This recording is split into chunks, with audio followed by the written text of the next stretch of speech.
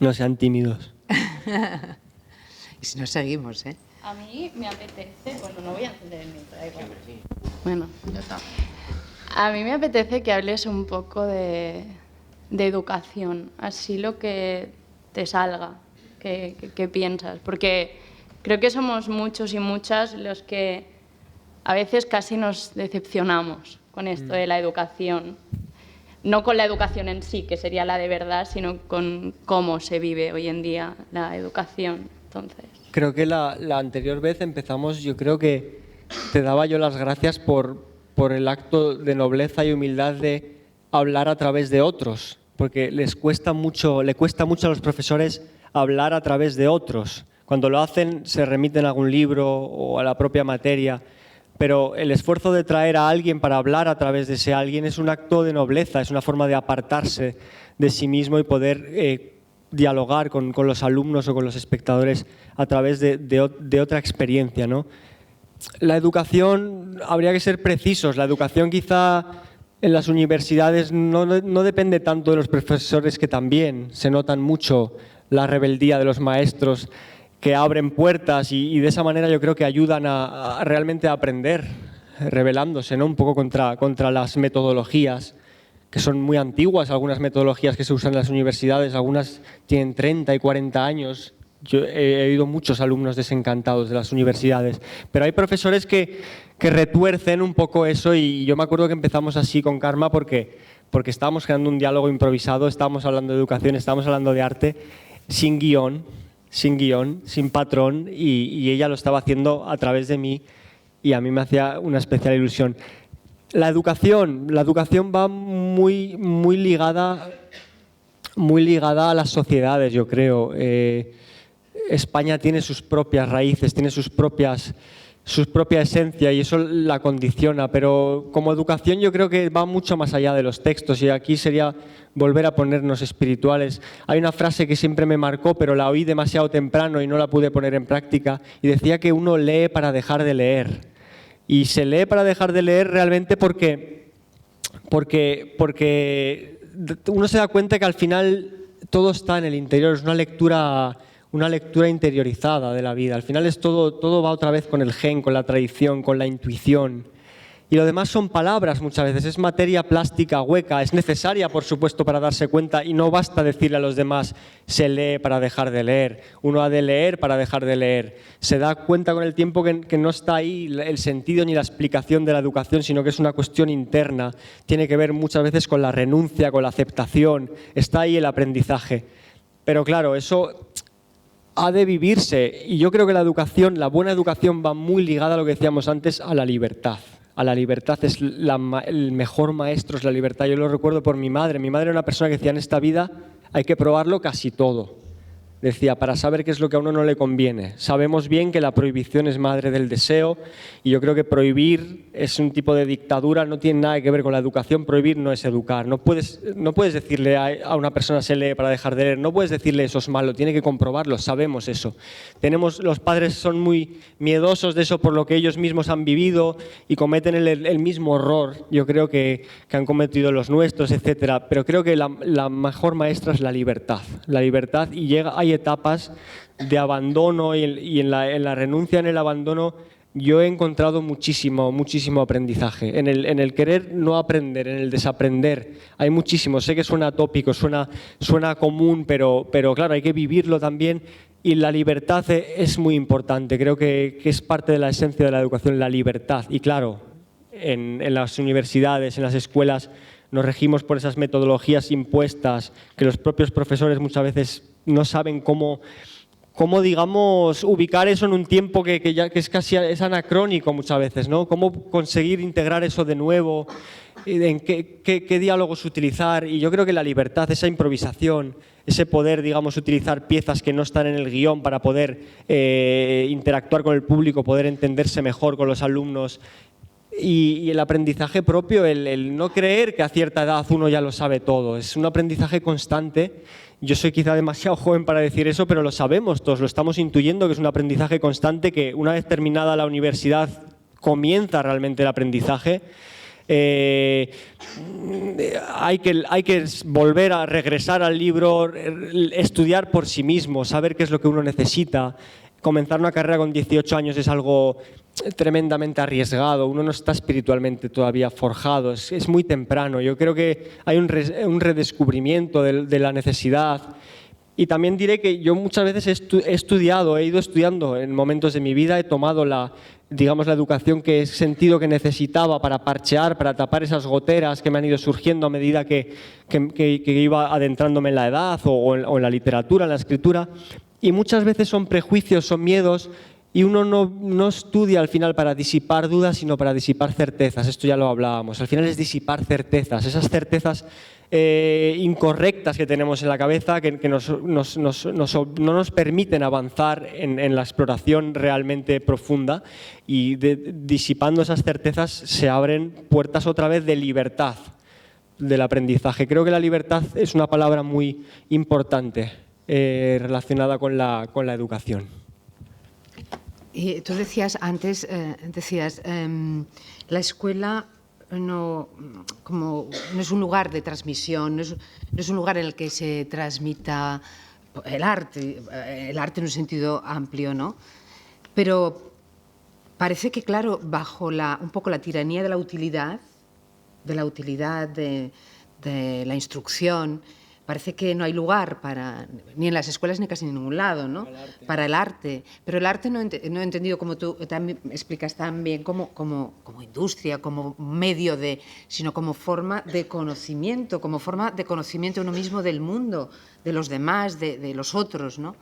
Es que suena casi utópico, parece mentira, ¿verdad? El arte como ejercicio interior, como ejercicio espiritual, cuando se junta la necesidad de vivir, el deseo o ciertos obstáculos, el arte queda muy delicado ahí. ¿Cómo uno puede separar? A mí me ha dado muchísima ansiedad en la vida el arte como modo de supervivencia, como modo de pan, y más cuando para mí era algo tan importante, era como ganarse el pan con el alma. Es algo muy difícil, es algo en una industria que dicta los patrones de lo que tiene que ser, es un caminar por una cuerda tremendamente floja. A mí eso me ha dado muchísima ansiedad y he conseguido librarme de eso. He dicho, da igual, yo creo que el público muchas veces también menospreciamos el público. Por mucho que la televisión, la información arranque, deje vacío al público, el público al final sabe regresar, sabe lo que es el amor, aunque no lo haya explorado del todo. Tiene la intuición sensible porque eso es genético. Entonces, la confianza de poder hacer lo que uno siente, seguir utilizando el arte como un ejercicio espiritual, quizás no te va a permitir una presentación del arte masiva, pero siempre hay un público abierto a eso, porque son lenguajes universales, el amor, la unión con el mundo, la muerte, son lenguajes universales que a la industria no le interesan en absoluto. La industria quiere la distracción, el embobamiento del público, pero el público es consciente a la vez que lo digiere, pero no puede evitarlo, no hay tiempo para seleccionar. La propia industria entierra las cosas buenas. Ahora con la literatura nos hemos dado cuenta, dicta el capitalismo.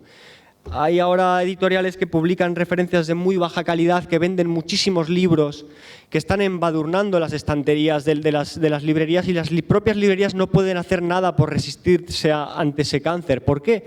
Porque el capitalismo dicta. Si eso es lo que reclaman, los espacios lo tienen que ponen esos libros. ¿Y qué sucede? Que no hay estanterías para todo. Ahora uno quiere ir a buscar un Blas de Otero, pronto iremos a buscar Platero y yo, y le diré, no lo tenemos que encargarlo, porque no hay cabida para Platero y yo, porque el capitalismo no lo está demandando. Demandan otras cosas, que al final es un arma de doble filo. Supuestamente es el público el que lo pide, entonces la librería lo establece, pero es que les hemos obligado a que les guste eso, ¿no? Desde la industria. Entonces yo he tratado de huir de eso, porque he visto que esa naturalidad, eso de pintar el cuadro y vivir dentro de él, no me era permitido a través de la industria, a través del circuito de la industria. La industria me obliga a tomar ciertas formas que no me interesan y no me permiten pintar el cuadro y vivir en él. Sería pintar el cuadro y mirar a otro lado. Entonces no quiero vivir así.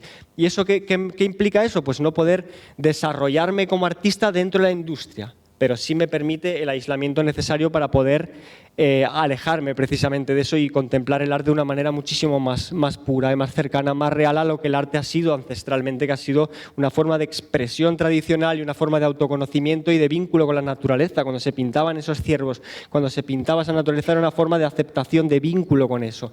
Y me lo permite el alejamiento de la industria, pero también me aleja de ganarme el pan. Pero lo sacrifico, y ahí está un poco la renuncia esa de la que hablábamos. Para poder estar más cerca de la pureza es necesaria la renunciación. Muchas veces es duro, es complicado, pero es hermoso. La recompensa es eso mismo, además.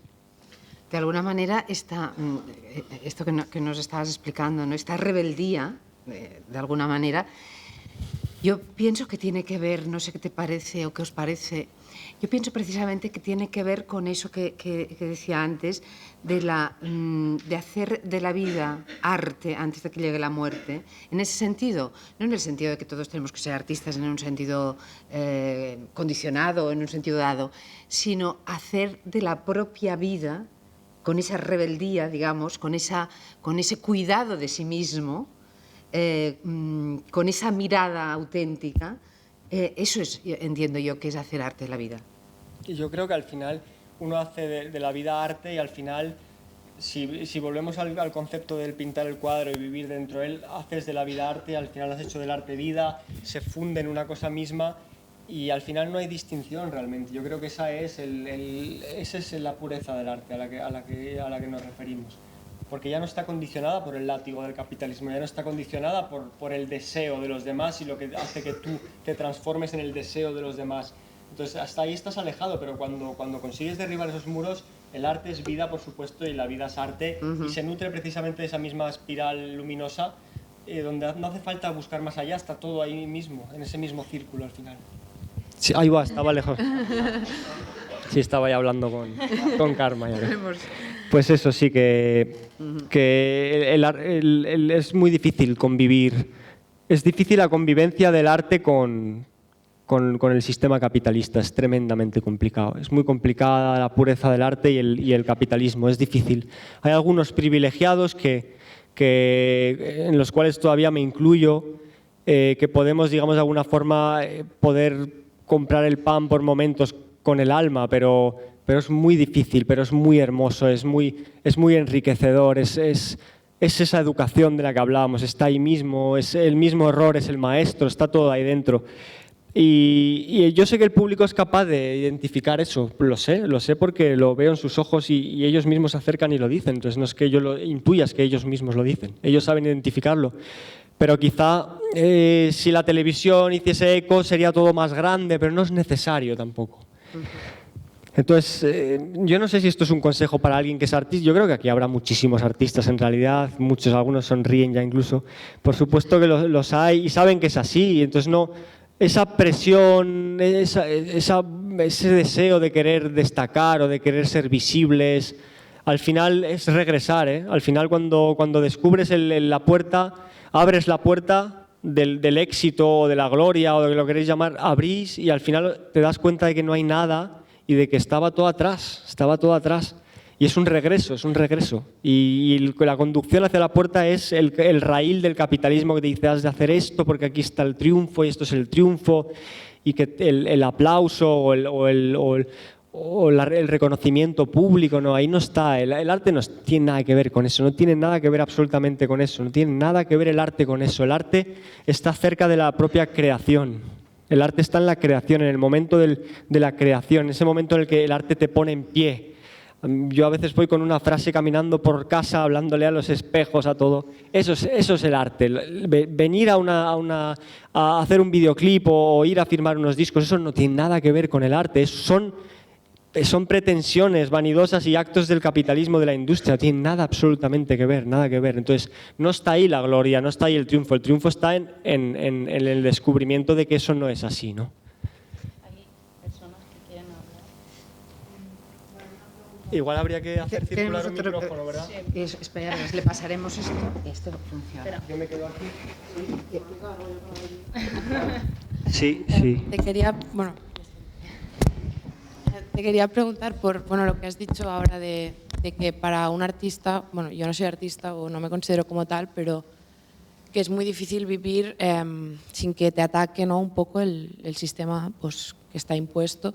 Y creo, bueno, según mi punto de vista, para cualquier persona que quiera escapar un poco o quiera vivir un poco al margen o que no le convence el producto, ¿no?, que te vende este sistema, que es ten ciertas cosas, paga un precio por todo lo que tienes. A todos los que no nos convence esto y queremos escapar un poco de esta cosa impuesta, ¿no? Al final, yo no me considero artista, pero sí que creo que para cualquier persona que quiera vivir al margen de esto es como que es imposible, ¿no? Bueno, no es imposible porque podemos hacerlo, pero que hay unas fuerzas que están muy interesadas en que no sea así. Y me preocupa en lo que hablabais vosotros en el tema de la educación, cómo escapar o cómo puede la educación un poco, ya no hablo solo de la educación en casa o la educación en general, ¿no?, en la escuela, por ejemplo, cómo se puede escapar, ¿no?, de este, digo ya para los que ya nos hemos dado cuenta un poco, ya está, ¿no? Pero a los niños, ¿cómo les enseñamos que hay algo más allá de lo que en teoría, bueno, de lo que te vende el sistema, ¿no?, que está ahora mismo en todas partes, está en las escuelas, está en las universidades, más que nunca. No sé cómo se puede transmitir, seguro que a través del arte, el arte tiene mucho que hacer en este campo, pero a un nivel más como compaginar, ¿no?, también el arte con cosas más que exigen una metodología más concreta, o porque es así, ¿no? Hay disciplinas que no sé. La pregunta es cómo un poco esto puede ser una herramienta, ¿no?, para intentar transmitir que hay algo más después de la industria, bueno, todo lo que decías, ¿no? Ya, eso. Respecto a lo de que uno se considera artista, mientras lo dices, al mismo tiempo me ruborizo yo. Claro, yo creo que artista aquí ya casi todos lo son, porque el artista realmente es una herida, es un ser herido que con la propia herida se quiere cerrar, y eso es una sensibilidad, no es nada más. Eso se puede transformar en cantar, en escribir. Hay quien lo hace a escondidas, hay quien no lo hace nunca, pero eso está ahí. Un artista es una herida, es un ser potencialmente sensible, nada más. Formas de huir del sistema: aceptar que no se puede huir, porque es muy difícil que una sola persona sea un mesías para que pueda transformar una sociedad. No, vuelve otra vez la aceptación. Hay que aceptar que esto es así, es temporal, es este sistema al que nos toca vivir, pero tiene que aparecer de nuevo la libertad. Es decir, si tú eres un día madre y sabes a tu hija, le vas a proponer lo que es correcto socialmente, y al mismo tiempo tienes que abrirle la puerta de la libertad para que sepa jugar en esa dualidad de puedes ser dentista, pero has de ser humano, has de ser espiritual, has de buscar en ti mismo, no seas solo dentista, ¿no? Tienes que tener esa visión dual de sociedad y espíritu, ¿no? Y entonces yo creo que está en esa parte B, en el espíritu, donde se encuentra el refugio, por muy utópico que suene, porque ahí es donde se encuentran los sentidos. Es decir, a mí me basta con el sentido del amor, me basta.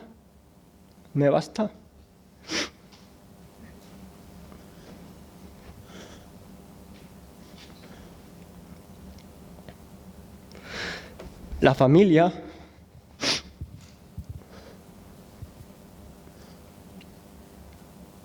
También pasen.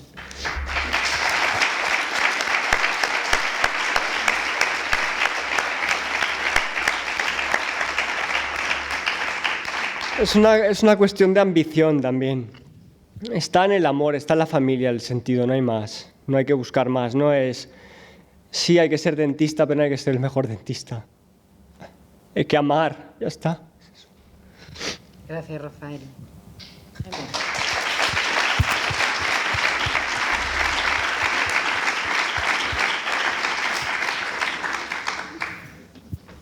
¿Queréis que vayamos pasando aquí?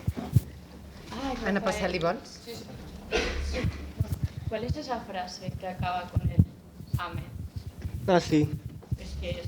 No sé si la he traído esta vez. Si no me pasas el libro, ya busco. Está aquí. Estaría bien que el último que formule la pregunta haga el hermoso esfuerzo de pasárselo al siguiente, aunque tenga que subir ahí arriba, así colaboramos todos. ¿Quieres que la leamos? Sí. ¿Quieres que la leo yo? Sí, ¿O está bien. la lees tú? Sí, leo tú, que lees excelente además. Lees mejor que yo. No, no es cierto. Hombre. No hay otro Dios que lo amado.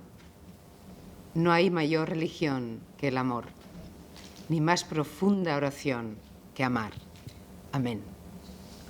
Amén. Sí, amén. De hecho, amén. Amén, amén.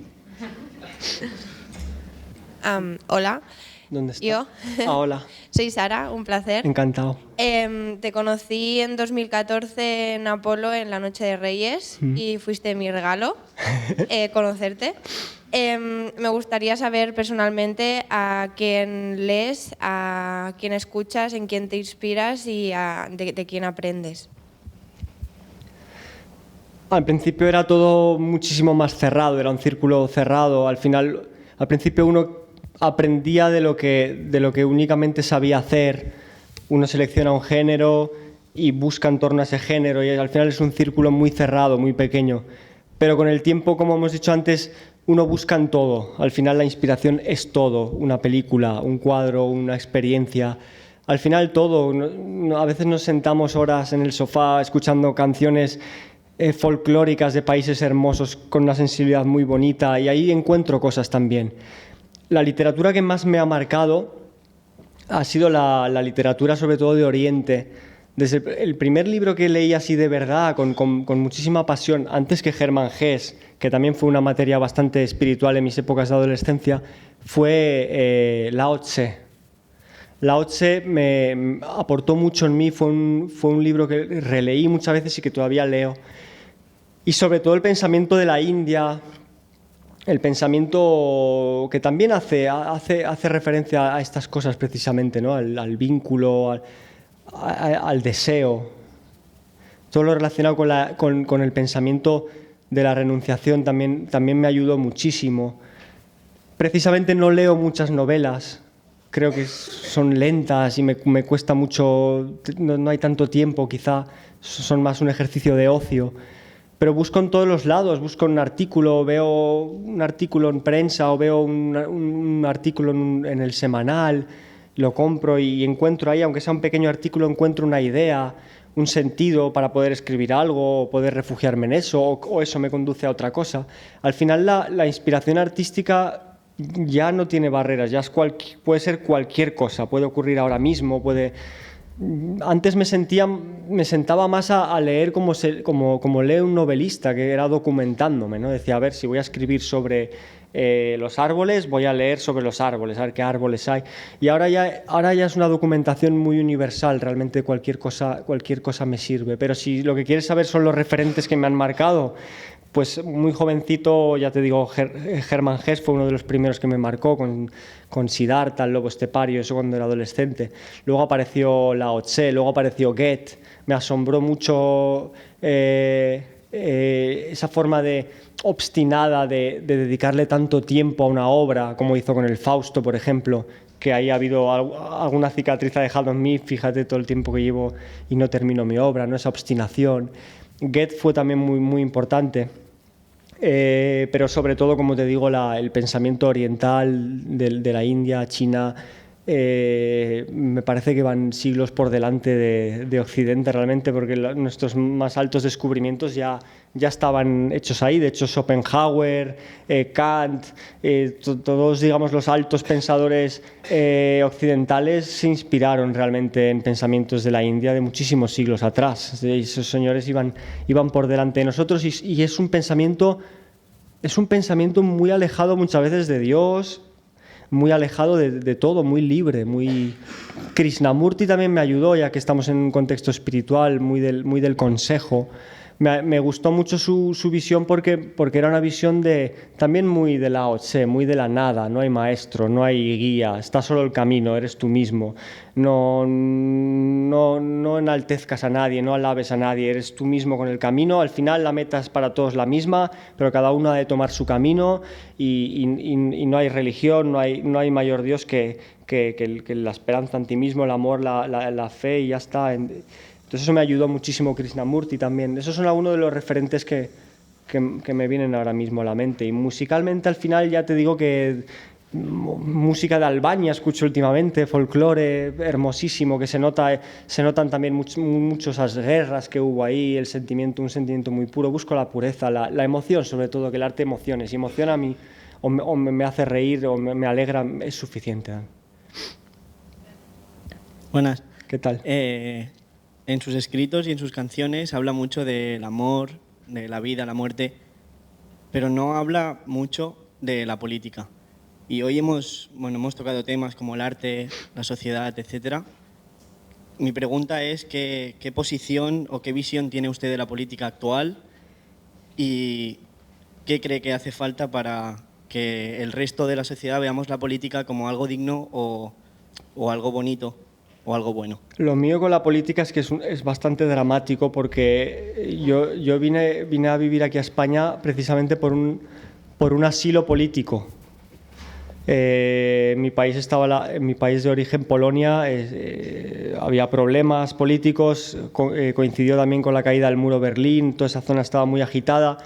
Entonces mis recuerdos de la infancia son yo en la parte de atrás del coche y mis padres cruzando, te lo voy a explicar para que veas el dramatismo, mis padres cruzando fronteras, la frontera de Alemania, de Francia, hacia España, sin pasaportes, porque se los tenían retirados. Mis padres que eran creyentes, mi madre todavía lo era y ahora ya es mucho más escéptica, tenían las fundas del pasaporte donde ponía passport y dentro tenían una virgen nada más. Mi padre, que era un ser astuto, pues aparecía en las fronteras hablando alemán, aprendía las frases necesarias para poder, digamos, de alguna manera mimetizarse ahí en ese mismo momento y conseguimos cruzar esas fronteras y al final conseguimos el asilo político ya estando en España, pero fue muy dramático. Entonces yo recuerdo mi infancia como eso, como una escapada, como un exilio casi, ¿no?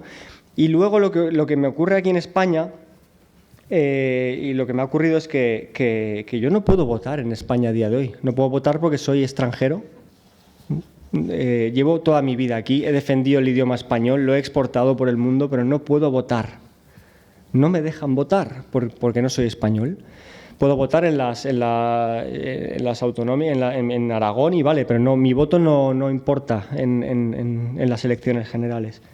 Entonces eso, claro, ya pronto genera en mí un shock, ¿no? Digo, a ver, vivo en un país donde mi madre se está dejando la espalda, ahora aún lo podría confirmar más, donde yo pago mis impuestos como todo el mundo y donde yo he trabajado, donde yo he amado esta tierra también y no puedo votar, no importa mi voto.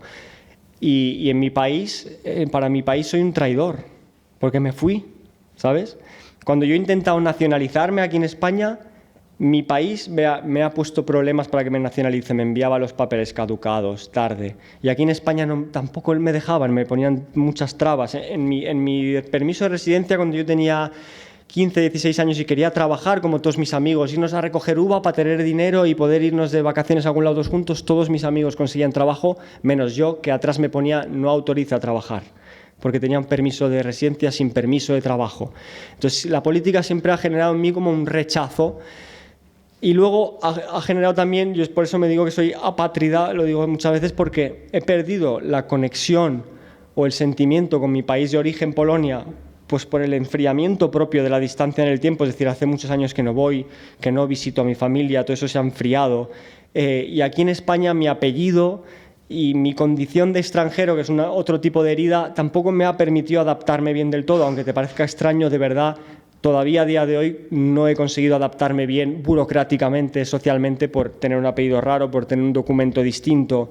Hay muchas subvenciones, muchas ayudas, no poder votar, etcétera, que no se me conceden por el hecho de ser extranjero y tener un apellido distinto. Entonces surge en mí como un desarraigo político, un rechazo hacia la política.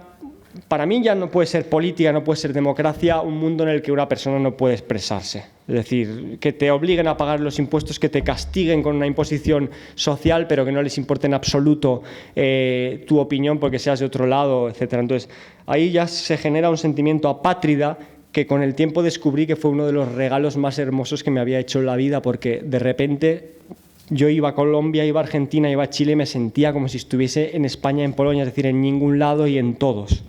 porque yo creo que el nacionalismo, el banderismo es una enfermedad.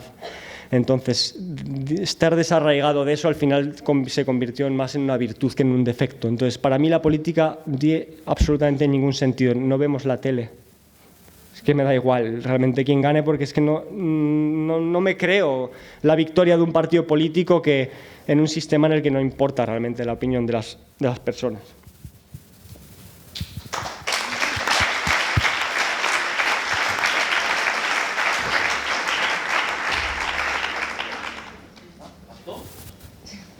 Sí. Al que le toque irse ahí arriba. Hola, buenas. Yo soy colombiano también. Quería preguntarte qué tal tu experiencia por Colombia y si hubo algún escritor o incluso algún rapero que te llamara la atención mucho. Me llamó la atención, Colombia ha sido una de las experiencias más importantes que he tenido en los últimos tiempos, porque fue el descubrimiento del Festival de Poesía de Medellín. Que no sé si tú sabes realmente o que eres consciente de lo que es, porque a veces cuando se tienen las cosas muy cerca no se ven bien. Sí, no lo valoras suficiente. Exacto, hay mucha gente que vive ahí ya dentro del Festival de Poesía de Medellín, lo tienen tan cerca que no saben lo que es. El Festival de Poesía de Medellín es un festival que ha ganado un premio Nobel alternativo, que lleva 25 años celebrándose, que convoca desde niños pequeños hasta personas ya mayores, que ha luchado que le ha plantado cara al terrorismo en Colombia, que es patrimonio de la humanidad, cultural, y que ha desarrollado una sensibilidad poética que está a años luz de la que podamos conocer aquí. De repente está recitando un poeta de cualquier lado de Australia. Tiene al lado su intérprete. Él termina su poema, lo expresa, lo siente en su idioma, nadie entiende nada, pero antes de traducirlo la gente ya está aplaudiendo. Hay incluso gente, pues los traen de tribus. Sí, indígenas, salen ahí chipchas, y bailan, gritan, expresan su sensibilidad y la gente lo aplaude, es poesía también. Y luego pues sale el intérprete, traduce a ese poeta australiano, aborigen o lo que sea, y ves a gente joven, gente mayor, aplaudiendo las metáforas, aplaudiendo una imagen poética. Y lo estás viendo y dices, ese chico de ahí acaba de valorar una imagen poética, ha sabido extirpar la belleza de un poema, es decir, hay una sensibilidad y una experiencia poética ya tras esos 25 años de esfuerzo poético que nosotros aquí en España no tenemos. Y luego vi gente, pues eso, involucrada de una manera. La poesía era el motor de una causa que le estaba plantando perfectamente cara al terrorismo y a la política, y era un país donde la poesía tenía un valor muy importante. Entonces, muy asentada. Para mí ese descubrimiento, había 15.000 personas al aire libre aplaudiendo la poesía. Es que eso no... ¿Y algún rapero o algún escritor, liricista o poeta que te llame la atención? Ya me pillarás ahora, pero... La familia Rendón me gustó, no sé si los conoces, Luis Eduardo Rendón me gustó muchísimo, Manuel Roca, pero más importante es la poesía que el poeta, yo creo, y así que es que cualquier nombre que te diga nunca va a estar a la altura de lo que descubrí ahí, del monumento poético que habían creado.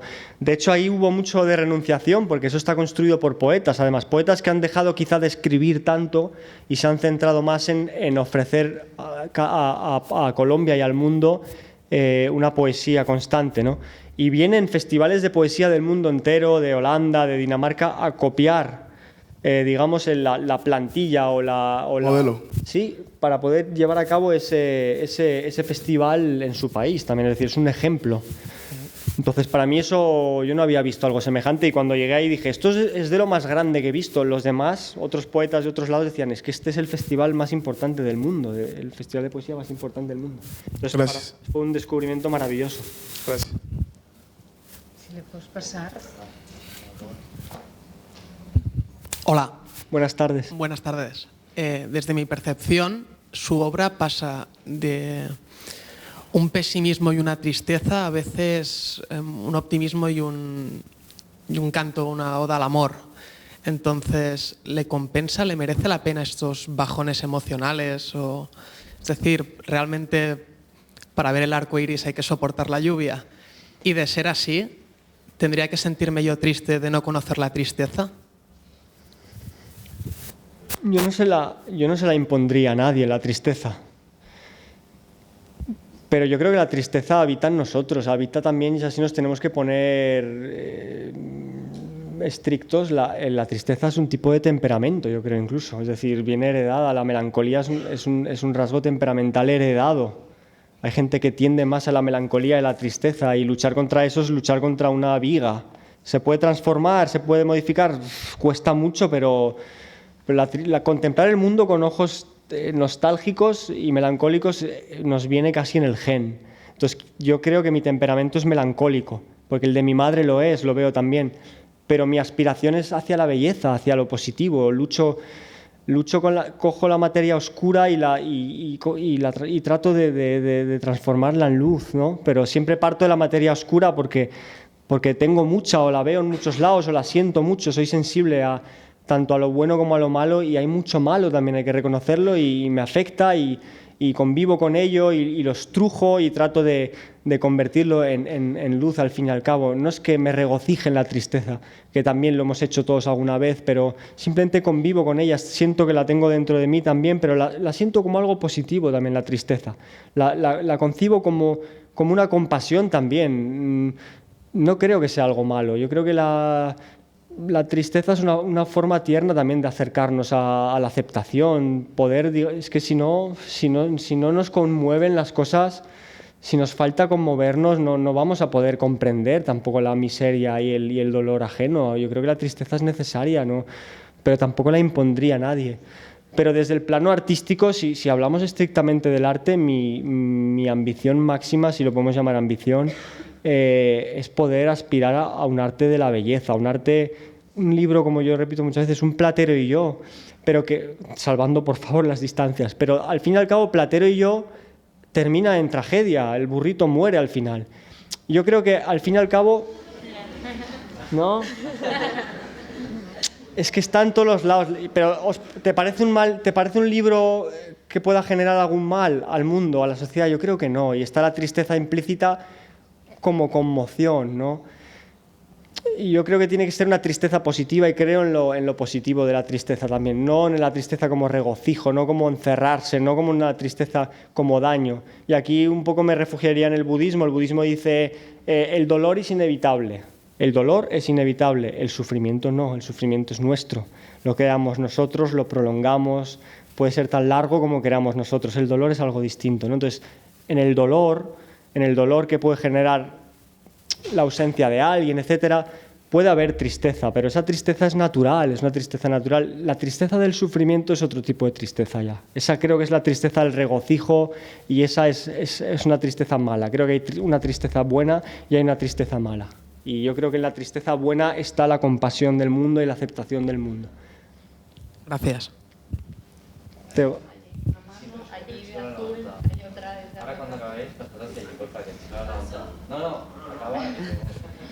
Hola, bueno, encantada. Primero, buenas tardes. Ahora hablando de la tristeza, bueno, en un principio te inspiraste con el arte en algo que duele, en algo trágico. ¿A día de hoy te sigues inspirando en lo que duele para crear tu arte? En la nueva obra, lamentablemente, sí.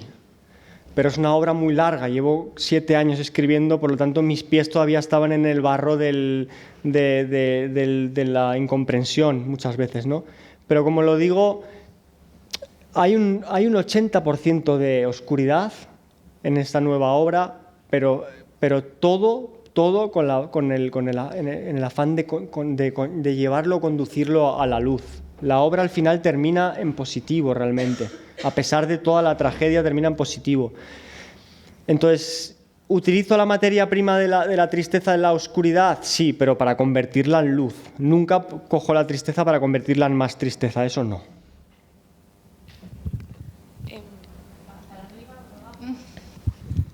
Lleva mucho rato. Ah, mira, esto está buena idea. Hola. Luego llegará. Le tenemos el frente. Buenos días. Rafael, yo te escucho desde que soy un chaval, también hago rap y me flipa tu talento, sobre todo al improvisar. Estaba en el concierto de Reyes y fue espectacular.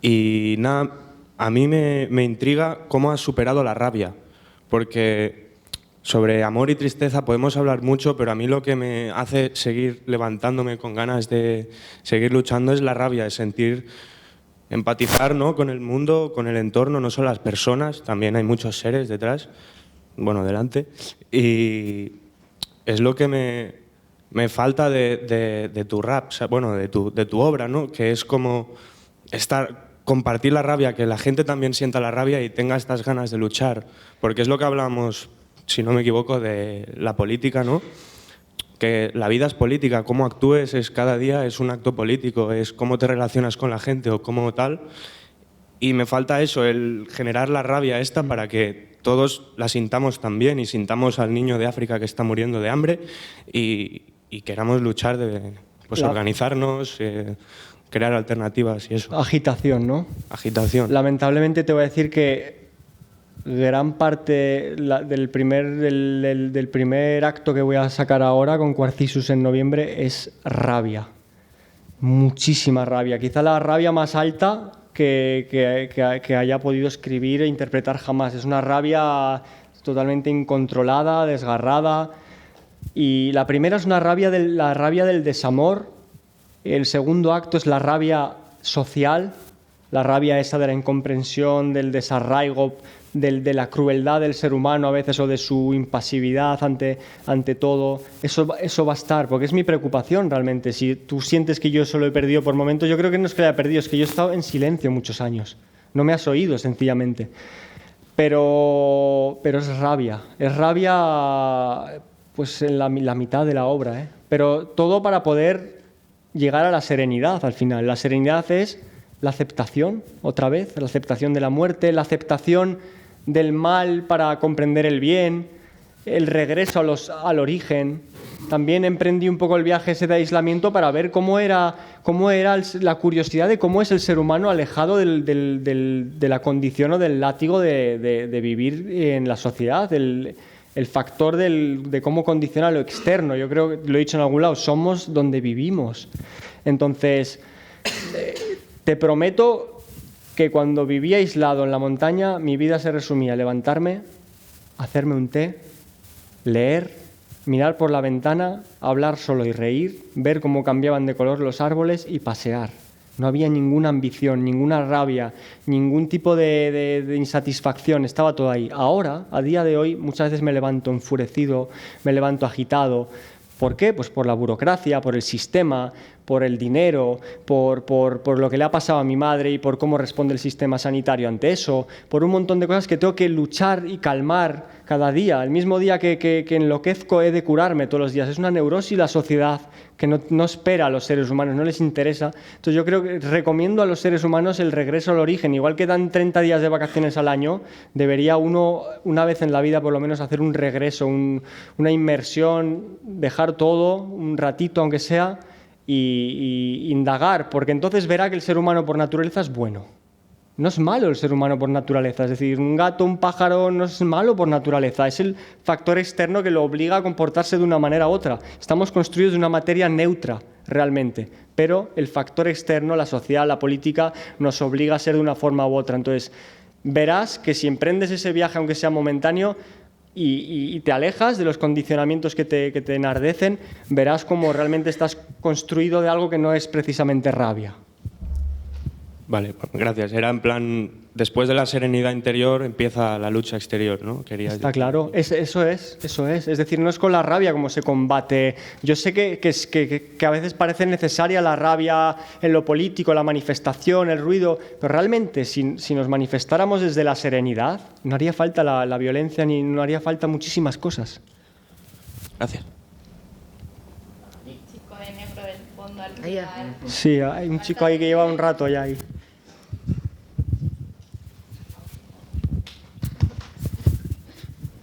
Hola. Buenas tardes. Buenas, me llamo Sergi.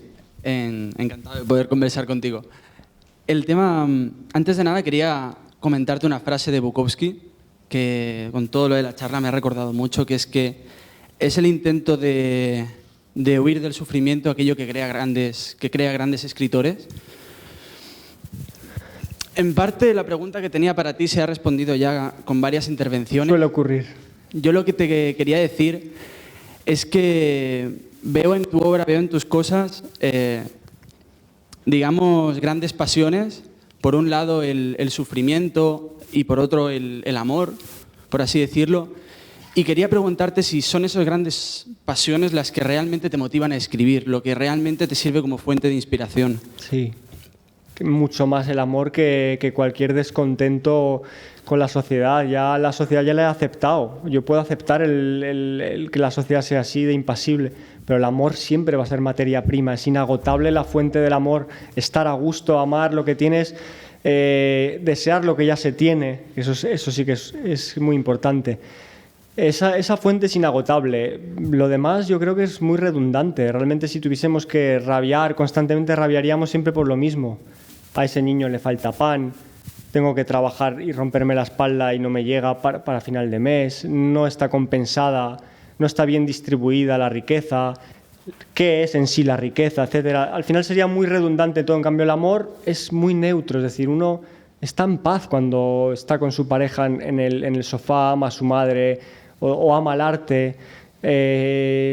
No hace falta mucho más, realmente, eso es lo que siento. Entonces, yo creo que esa es la fuente inagotable. Y respecto a lo de si el artista persigue escapar del sufrimiento, hombre, creo que es inteligente. Yo creo que el arte como mínimo debe alejar al artista del sufrimiento a través del propio arte. Si no lo logra, no está bien utilizado. Es decir, el arte es un acto de curación, aunque sea momentáneo. Es decir, tengo un dolor, utilizo el arte para retratar ese dolor y dejarlo aislado, en cuarentena. Surgen más dolores, para eso está el arte. Es una medicina espiritual. Entonces, si no lo haces y con el arte lo único que haces es agrandar el dolor, estás mal utilizando el arte, igual que lo que hemos hablado de la tristeza, la estamos utilizando mal entonces. Y bueno, también te quería comentar que me parece increíble que puedas acercar el concepto de poesía a través de la música a los tiempos de hoy en día, ya que creo que en general el panorama de hip hop, de rap, de toda España y de muchos lugares del mundo ha tendido a ser una evolución de la poesía un tanto simplificada. Y creo que lo que me llamó la atención de tu estilo cuando escuché por primera vez Por amor al odio y después algunos fragmentos de poesía tuyos es que conseguías extraer esta poesía que yo ya creía olvidada, en cierta manera, trayéndola ahora, a los tiempos de hoy, renovada, por así decirlo. Así que, bueno, simplemente esto, que me parece genial. Gracias por tu sensibilidad, sobre todo, que es más valioso todavía.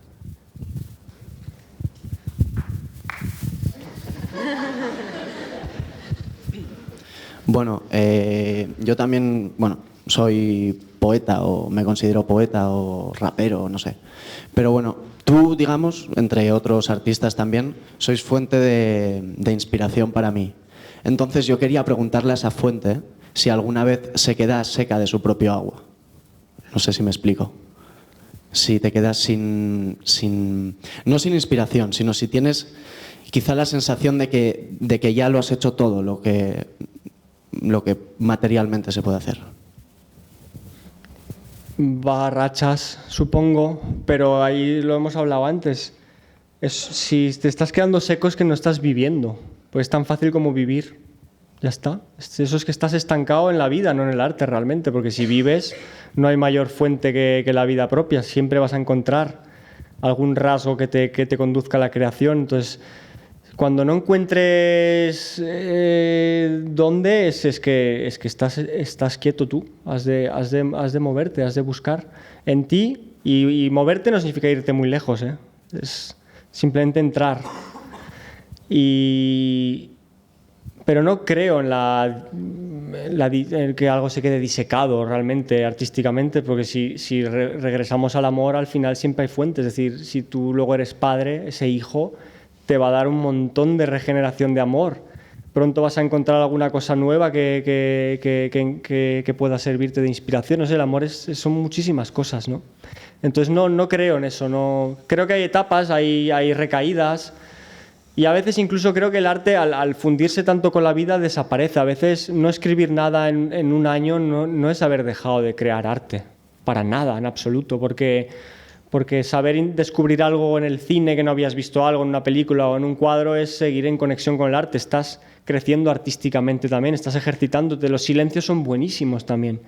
En la improvisación, por ejemplo, hablamos de la improvisación, en las épocas de sequía de escritura, en la improvisación he encontrado muchísima evolución, porque con la improvisación uno se quita las pulgas de ciertas cosas y aprende cosas. Encuentra en sí mismo tonos, encuentra en sí mismo rompe nudos en la improvisación también, se descubre. Entonces, muchas veces la escritura es silencio, o borrar, también hablábamos de borrar. Borrar es escribir también. Sentarse y coger un texto viejo y decir, pues mira, aquí esto lo voy a borrar, esto también, y de 5 líneas te quedan una. Eso es escribir también, porque hay un criterio nuevo que nació en ti para hacer eso. Entonces no puede surgir una obsesión de estancamiento por el hecho de no haber escrito un folio por las 2 caras en 2 meses. Eso no tiene nada que ver, yo creo. Y otra pequeña cosa. Ya no estoy muy al tanto realmente porque no...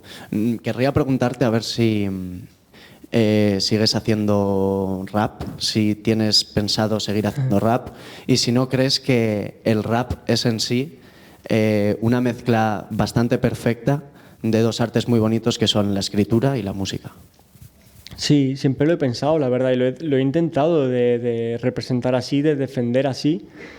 Mis humildes intenciones han sido siempre tomar la palabra desde el contexto rapístico, por decirlo de alguna forma, pero elevarlo como haya podido, estudiando, leyendo, e introducir todo lo aprendido dentro del rap. Y con la música he hecho lo mismo.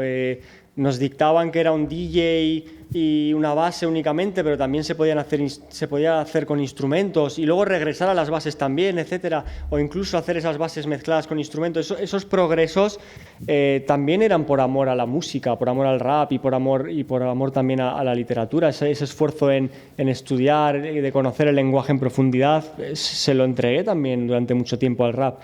Que lo nuevo rap ya me da igual, eso ya lo dirá la crítica, eso es lo de etiquetar, lo decimos, y solo son los críticos los que etiquetan los géneros, eso da igual. Mi nueva obra yo creo que es una mezcla de todas las cosas que amo y que sé hacer más o menos bien, entonces el rap está ahí en esencia inevitablemente, vamos, es que está ahí. Pasa que igual tú te refieres quizá a un rap más puro. Yo sobre la pureza en el contexto malo, porque hay un contexto malo de la pureza, hubo un ensayo que se escribió sobre la poesía que decía que no había que utilizar las artes de manera extremadamente pura tampoco. Es decir, la poesía como algo solo comprensible para el poeta era como comerse una cucharada de sal.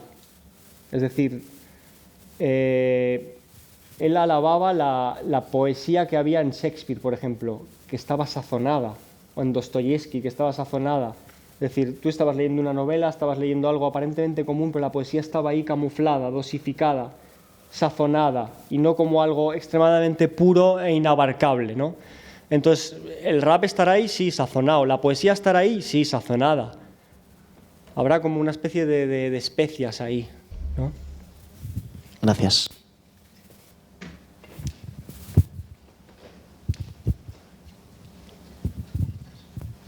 Muchas gracias por todo, por existir. Gracias a ti. Yo también te quería dar las gracias, primero de todo, por tantos momentos de inspiración que has dado a muchos, supongo. Y solamente preguntarte, has hablado sobre el budismo y diferentes creencias, pero me gustaría saber qué es lo que te gustaría a ti o piensas o crees sobre qué hay después de la muerte. Es que como te he dicho al principio, no sé si es una forma de engañarme o de poder vivir más tranquilo, pero es que no creo en la muerte. No creo en la muerte, es decir, sí, nuestro cuerpo se apaga y se descompone, pero no termina de descomponerse, se transforma. Entonces, ¿qué es lo que muere realmente? La materia no. La materia no. Entonces yo creo que somos un constante círculo, ¿no? Eso debería ser suficiente para estar tranquilos. Que es maravilloso ser conscientes ahora mismo de nuestra posición o de nosotros mismos en el mundo es maravilloso. Puede que nunca más lo volvamos a ser tan conscientes, ¿no? Pero seremos otra cosa, ¿no?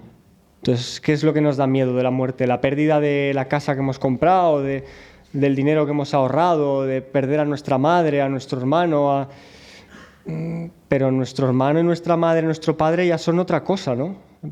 Ya nos han adelantado, ya no tienen miedo, ya no sufren dolor, ya han avanzado. Y somos bacterias milenarias y ancestrales, ¿no? Esa es mi forma de espantar a la muerte, aceptándola también como una condición para que todo siga. Si todos quisiéramos permanecer constantemente, no cabríamos, es necesaria. Pero no creo en la explicación de la muerte como algo religioso, como algo, si es lo que me querías decir. Me refería más... en lo que hay después, no creo en una conciencia de nada después tampoco. Creo que también incluso lo que estamos viendo ahora o estamos viviendo ahora es una interpretación. También lo decían en la India, que la frase que siempre uso, que para nosotros la flor es algo hermoso, huele bien, pero para la abeja es una fábrica de néctar, es algo hostil, duro. Entonces nosotros los seres humanos idealizamos las cosas, decimos esto es rojo, esto es bonito, esto es feo, pero el mundo es una interpretación nuestra muchas veces, ¿no? Entonces, yo creo hay algunas pequeñas certezas que podemos intuir, pero no creo que tengamos la razón absoluta para nada. Entonces, yo contemplo a veces, cuando no encuentro explicación en el hombre, en otros hombres, en mí mismo, contemplo a los animales. Ellos hablan un diálogo universal y muchísimo más efectivo que el nuestro, sin palabras, viven y superan esos obstáculos rápido, además. Creo que estamos jugando ya con el hambre de las personas, ¿no? Y yo, perdonar que me meta, pero es que veo algunas manos y claro, me sabe mal, pero son las 3 menos cuarto y no sé si algunos tendréis que ir a comer y a trabajar a lo mejor o a clase, ¿no? Bueno, más que nada, no sé, ¿qué os parece si... ¿Cuántas hay más? Es que...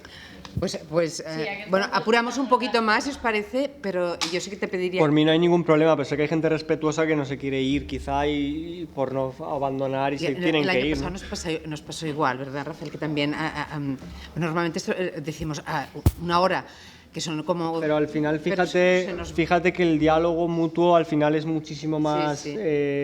Muchísimo más fluido y más natural que el que venga a hablar o orar uno solo. Para mí, yo si pudiera haber empezado la conferencia directamente, pregunten y hablemos, hubiera sido muchísimo mejor. Pero por eso os doy las gracias. Entonces, si alguien se tiene que ir, que no se preocupe, que se vaya. Y alargamos un poquitillo más con las preguntas que quedan, porque sabe mal, ¿no? Bueno, Rafael, yo no quería hacerte ninguna pregunta, tan solo sencillamente gracias, porque para mí llevo escuchándote... prácticamente media vida, tengo 18 años, llevo ya 8 o 9 años escuchándote y la verdad es que tú me has animado a escribir. Yo llego a mi casa y escribo, escribo para aliviar el dolor, también escribo para reconfortarme a mí mismo. Es una forma de desahogo y tan solo darte las gracias, porque para mí eres un grande y serás el artista que yo muestre a mis nietos si llego a esa edad. Gracias. Gracias a ti, por supuesto.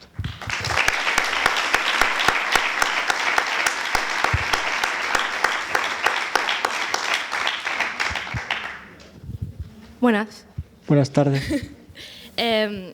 Me gustaría saber si queda de ti, de la época de folclóricos, me acuerdo de canciones como Me gustan las gordas, y ahora comparo, tal y como hablas, a ver, esto tan espiritual, tan en paz contigo mismo, las ideas tan claras, el amor, la muerte, pero ¿qué es de aquella persona que cantó lo de Me gustan las gordas? Sí, queda en mí el sentido del humor. Tengo ese sentido del humor, aunque no lo parezca. Mi visión irónica. Y muchas veces cuando me dicen, pero haz eso también que hacías antes, pues ya no lo haces. En la improvisación, muchas veces, en los momentos de los conciertos, en la improvisación todavía resurge ese rebelde muchas veces. Lo que pasa que eso ya se me quedó un poco... Era un poco unido a una época de mi vida, no lo sé, lo miro y no lo sé, no sabría qué decirte realmente. Yo creo que está ahí oculto también. Pero que, o sea, me gustaría saber lo que es el cambio, porque es una comparación, o sea, es una diferencia muy grande. Hombre, de esas pero canciones. hablamos de hace 15 o 20 Ya, años, por casi ya es esto. que el tiempo vuela, ¿no? ¿Quieres saber la verdad de todo? Venga, Eso dime. lo hacíamos, sinceramente, para llamar la atención. Por eso lo explicaba Karma. Se parecía mucho más la esencia artística de cuando muere mi padre y cojo un boli y un papel por primera vez inconscientemente, se parecía mucho más ese acto al de ahora, que es casi algo relacionado con la catarsis, con el ejercicio, con la curación, que lo que ocurrió en el momento en el que empezamos, digamos, a despuntar o a dejarnos ver. A ver, yo fui también, de alguna manera, una presa de la industria. Yo con 16 años aparecía mi cara en los pósters de las revistas. Hacían videoclips con nuestra cara, querían hacer de nosotros la gallina de los huevos de oro. A nosotros nos gustaba eso, nos sentíamos, habíamos formado parte de esa crueldad de la industria. Entonces, nosotros lo que queríamos con 14, 15, 16 años era llamar la atención, dejarnos ver, éramos adolescentes. Pero luego con el tiempo descubrí que lo que parecía lo que más nos atraía del arte en ese momento es lo que quizá menos tiene que ver con el arte ahora mismo. Es decir, a mí hacerme una foto con alguien, casi lo hago por el amor hacia esa persona, por verlo feliz, pero me incomoda. Eso no me hace sentir mejor, ni agranda mi ego, ni me resulta tímido porque no... O incluso a veces subía al escenario pidiendo disculpas por el hecho de estar por encima en un escenario hablando a los demás desde arriba. Me parecía un acto como muchas veces como un poco dictatorial también. Me gusta más la comunión, el diálogo, etcétera. Eso ha ido surgiendo solo, no sabría explicarte. Y luego hubo un esfuerzo obstinado después de haber hecho uso de ese egocentrismo, de esa vanidad, de esa vulgaridad. Nace como una pretensión por destruir eso, por haberlo contemplado y haberme creado rechazo, querer destruir eso, y en ese intento de destrucción al final siempre se consiguen cosas. Entonces ahora, de luchar por destruir eso, me he convertido en un ser mucho más tímido, más inseguro, más... no sabría explicarte, incluso he podido llegar a hacerme daño porque he tenido que colocar dinamita a toda esa estructura, ¿no? Egocéntrica de la cual tiene culpa mucho la industria, los deseos de los demás, de complacer a los demás, de cumplir con lo que los demás esperan. Todo ese tipo de miedos y prejuicios generaban en mí un avatar que no era yo y que he tenido que poner una dinamita y destruir eso, pero a la vez, como todo antibiótico, ha dañado otras cosas en mí. Entonces, quizá ya no tengo la misma seguridad que tenía hace 10 años. Sinceramente, encima del escenario ni en ningún lado, pero me siento más cerca, o que hay menos distancia y diferencia entre el arte y la persona, ¿vale? Ahora hay mucha menos diferencia entre lo que escribo y lo que soy o lo que quisiera ser, al menos, ¿no? Qué bajo.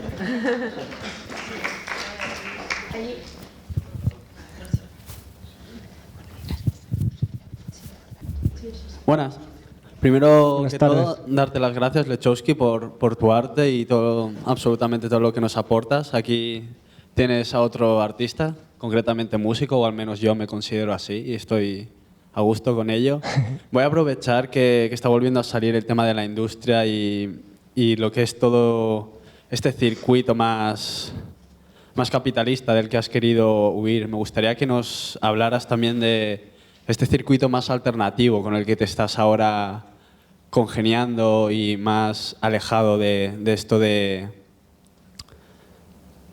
por así decirlo, de este fin más comercial.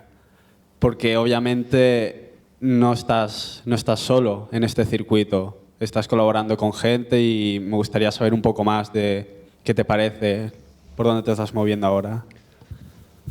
A ver, salirse del circuito es muy complicado, totalmente. Para salirse habría que dejar de hacer muchísimas cosas, ¿no? Y renunciar a otras cosas también que son válidas y necesarias.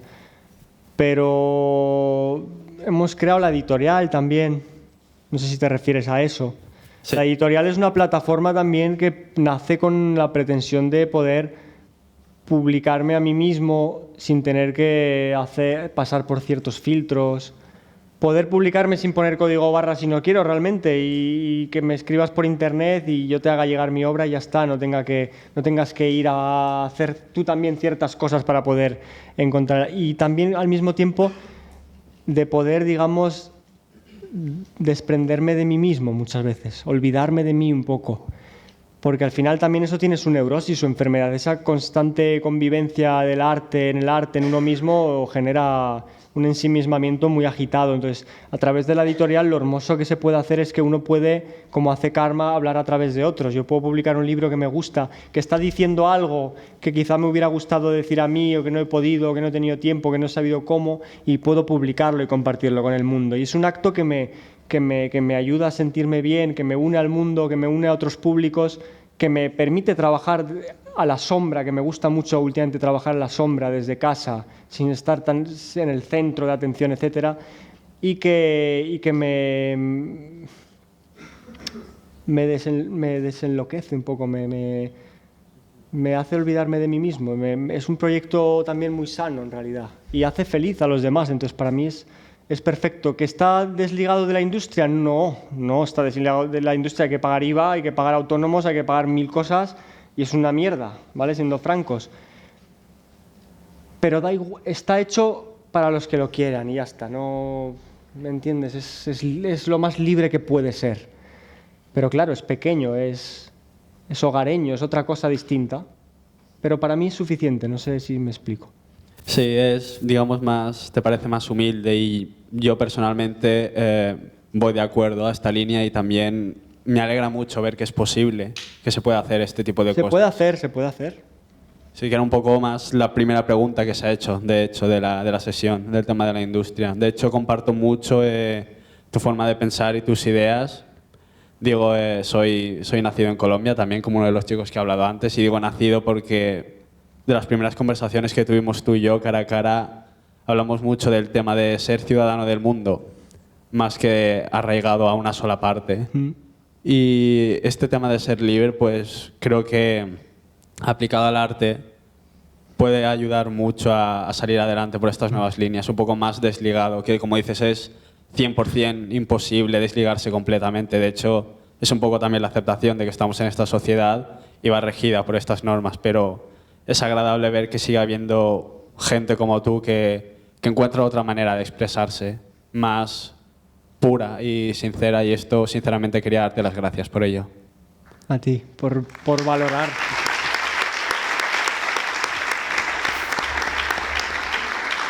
¿Alguien que quiera hacer preguntas? Sí, esta chica de aquí hace... Espera.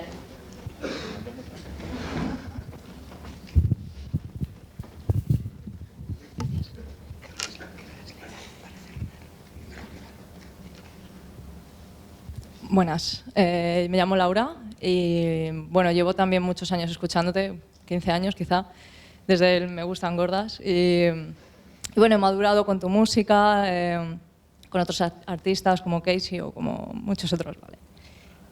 Me he dado cuenta de que, a lo mejor porque yo también era una cría en ese momento, pero me he dado cuenta de que el hip hop y el rap ha evolucionado mucho estos años. Y gracias a personas como tú en este caso, que has llevado el rap a algo más que ellos, o sea, lo has llevado a la poesía, lo has llevado al arte, gracias a eso el estereotipo un poco del rap ha cambiado, ¿no? Y yo me siento bastante orgullosa de ello porque creía que eso no era posible, creía que siempre íbamos a ser los que decían insultos en las canciones y cosas así, ¿no?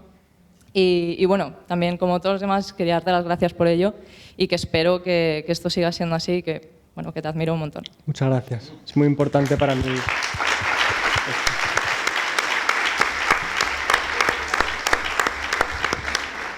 Hola, muy buenas. Buenas tardes. Nico, encantado.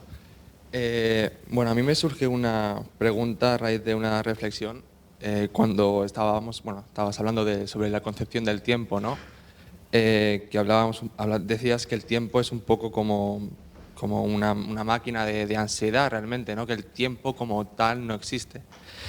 Y aquí me surge como una pequeña duda que es, hubo un momento, imagino, en los humanos en el cual pues no existía el tiempo como tal, existía simplemente pues el fluir, el vivir, ¿no?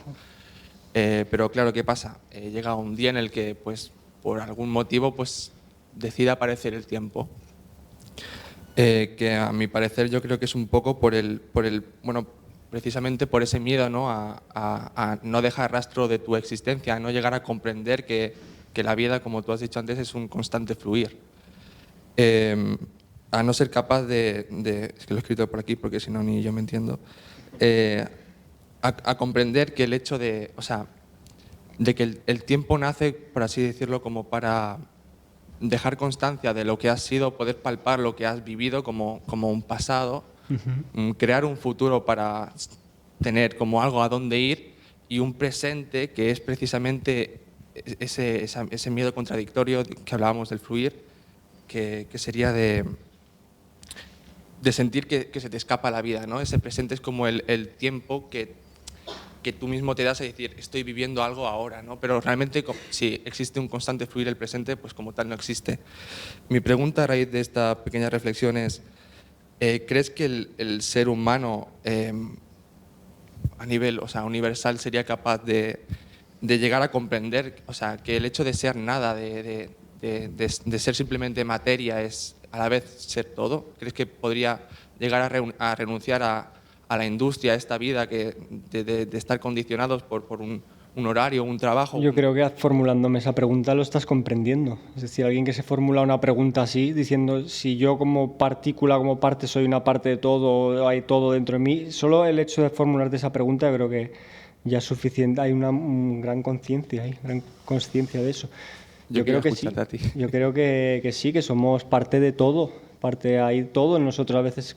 No, Mari, vemos un pájaro y decimos, mira, ese pájaro parece medio lagarto, medio rata, medio no sé qué, y se ve cómo nos hemos ido fundiendo. Yo creo que dentro de nosotros está el tiempo entero, está todo ahí, contiene todo, contenemos todo, las bacterias, todo, está ahí. Entonces, y somos también una parte de lo universal, yo creo, inevitablemente. Somos una partícula, no debemos sentirnos superiores, sino en armonía como parte de eso y ya está, es ahí. Y eso también te mantiene unido al mundo, yo creo, es muy importante. Tú mismo lo estás viendo. Y bueno, luego simplemente darte las gracias por tu arte, por esta gracias a Carmen, sobre todo, por este tipo de actos que son posibles. Gracias, y nada, gracias a ella. que salgo de aquí enriquecido como persona y como individuo de la materia. Muchas gracias.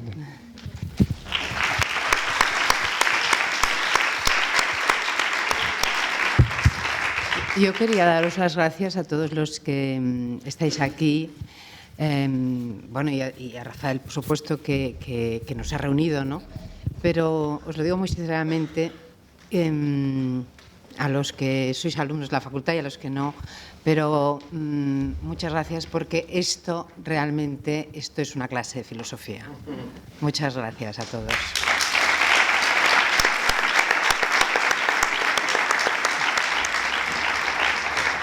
Hola, buenas. Bueno, yo me llamo Adri y estoy encantado de estar aquí. Y me gustaría preguntarte si alguna vez has sentido miedo de ver lo negro que se escondía dentro de ti al plasmarlo en el arte, ¿no? Y entonces eso te ha bloqueado a realizar el arte, la escritura. Y si es así, ¿cómo has podido superar esas barreras? No sé, si me explico. Pues yo creo que con esta pregunta ya nos despediremos. Yo creo que sí he tenido muchos sinsentidos en el arte, muchos momentos de bloqueo, sobre todo, ya te digo, la vanidad me ha preocupado muchísimo. ¿Cuánto hay de vanidad en el arte? A veces he concebido el arte como la vanidad del alma, lo espiritual, lo interno, lo que no se ve, convirtiéndose en algo que se ve para verse, para contemplarse, como un acto narcisista de lo espiritual, del alma, como el alma volviéndose materia plástica y regocijándose en sí misma muchas veces, y eso me ha espantado. Pero me ha salvado, ya te digo, el amor, la palabra, pero es una palabra solo, no te la puedo... Es algo mucho más alto que lo que te digo. Entonces, me he curado con el arte. El arte, ya te digo, ha sido mi salvación. Ha sido la salvación total de todo porque me ha cerrado la herida, me ha enseñado a ver la herida misma, porque hay veces que estamos heridos de algo que no vemos, Con el arte uno cuando se sienta está obligado a escribir, escribe y dice, a ver, me pasa esto, siento esto, entonces ya se muestra la herida. El arte te enseña, te ayuda a ver cuál es el problema y con el arte la cierras. Hay más heridas, por supuesto, pero para eso está el arte, ¿no? Entonces, toda la oscuridad que haya podido ver a través del periscopio del arte, con el propio arte he conseguido cerrarla y dar paso a otras cosas, ¿no? Entonces, ha sido la salvación. Pues muchas gracias. Gracias.